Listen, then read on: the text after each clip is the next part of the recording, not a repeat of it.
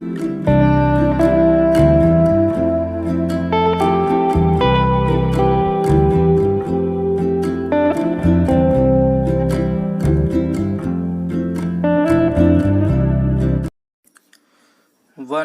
2 3 start.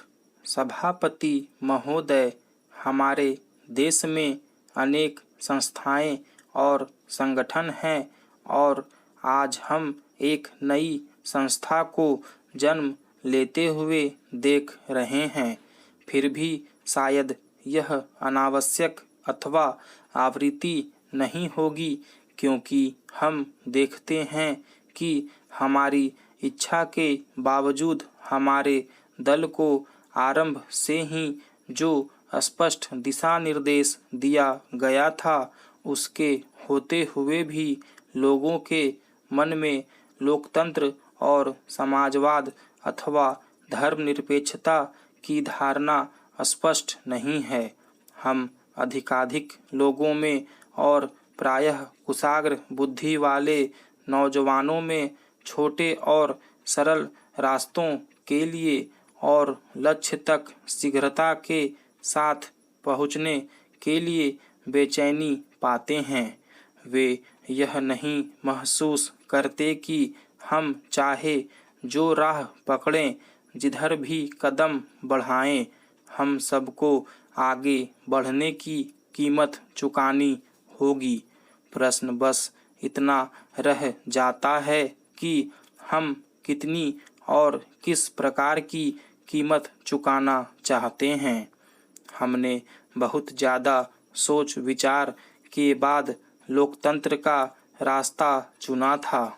इसका यह कारण नहीं था कि वह शीघ्रता से मंजिल तक पहुंचा देने वाला रास्ता है, शायद वह ऐसा है नहीं, लेकिन उसे हमने इसलिए चुना कि उसके जरिए लोगों को राजनैतिक परिपक्वता की ओर बढ़ाना संभव होता है।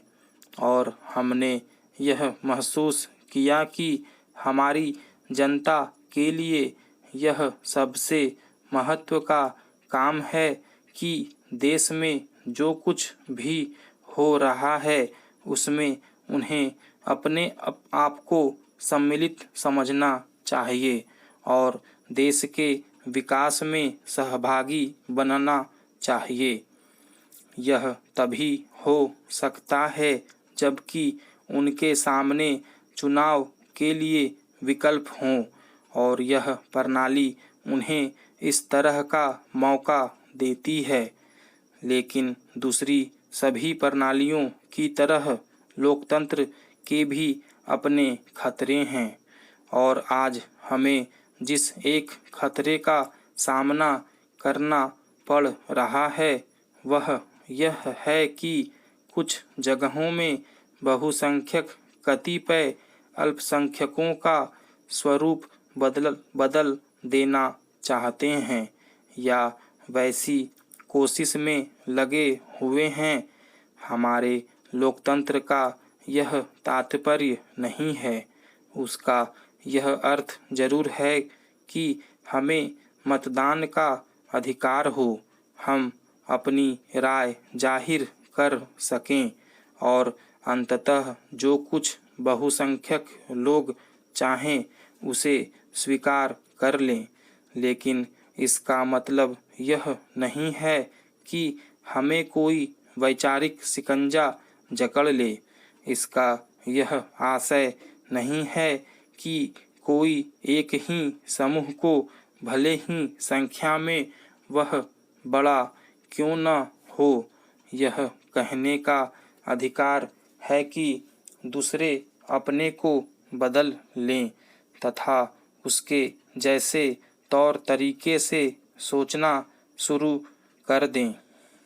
इस तरह भारत में आज जो स्थिति है उससे कुछ अर्थों में तो बहुत अधिक आशाएं लगाई जा सकती है और कुछ अन्य अर्थों में वह खतरों से भरपूर है।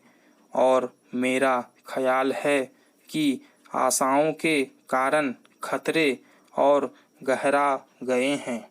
कहने का तात्पर्य यह है कि जब कुछ लोगों ने देखा कि किसी एक दिशा में बढ़ने का सुदृढ़ प्रयास हो रहा है।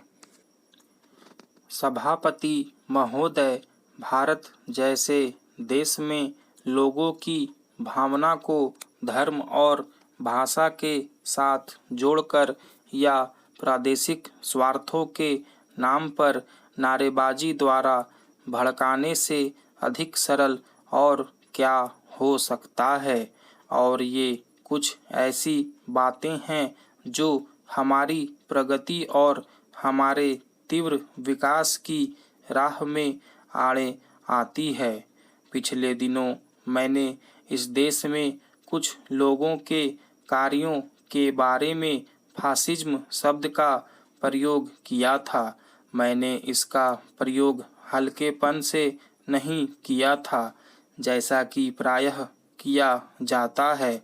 अगर हमारी समझ से कोई व्यक्ति निरंकुश ढंग से काम करता है तो हम उसके संदर्भ में विभिन्न तानाशाहों के नाम लेते हैं। फासिज्म, नाजिज्म जैसे शब्दों का प्रयोग करते हैं, लेकिन मैंने उस शब्द का प्रयोग ढीलेपन से नहीं किया था। मैंने उसे उसके अति विशिष्ट अर्थों में इस्तेमाल किया था।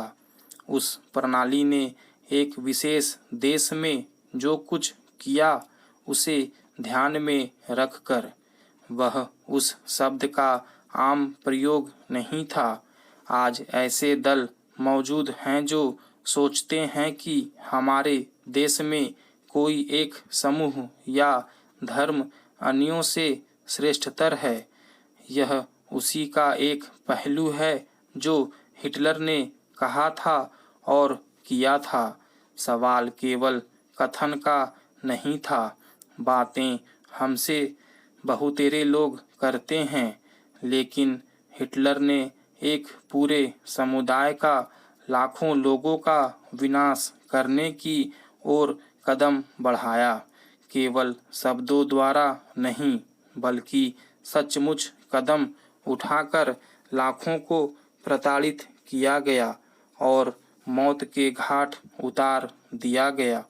जब कोई इस शब्द का इस्तेमाल करता है तो उसका अभिप्राय यह होता है, एक जाति के दूसरी से श्रेष्ठतर होने का सिद्धांत भी तार्किक परिणति तक पहुंचाया गया, जिससे देश को हानि हुई।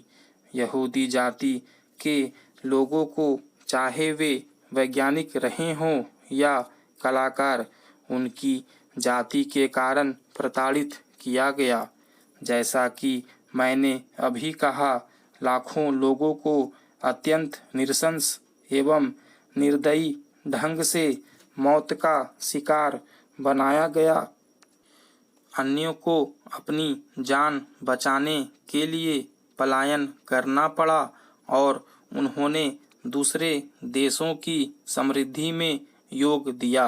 आज अगर अमेरिकी विज्ञान ने इतनी ज़्यादा उन्नति की है तो इसलिए कि अनेक जर्मन वैज्ञानिकों को जर्मनी से खदेड़ दिया गया था। अगर कोई आज कुछ दलों द्वारा प्रचारित सिद्धांतों को सभी रूपों में देखता है, अगर कोई उस समाजवाद को भी देखता है तो उनके द्वारा निर्दिष्ट किया जाता है, तो उसे पता चलेगा कि वह उन दिनों जर्मनी में प्रचलित राष्ट्रीय समाजवाद से बहुत मिलता जुलता है। चाहे रोजगार संबंधी बातें की जाए या नौजवानों के अधिकारों की बातें, ये कोई नए विचार नहीं है। हमने उनकी चर्चा सुनी है। मैंने स्वयं अपने कानों से सुना है। मैंने इनके बारे में केवल पढ़ा ही नहीं है या अन्यों से ही नहीं सुना है। मैंने स्वयं ये बातें घटित होते हुए देखी है और उनकी याद पूरे जीवन भुलाई नहीं जा सकती, चाहे कोई कितनी ही लंबी जिंदगी क्यों न पाए। स्टॉप।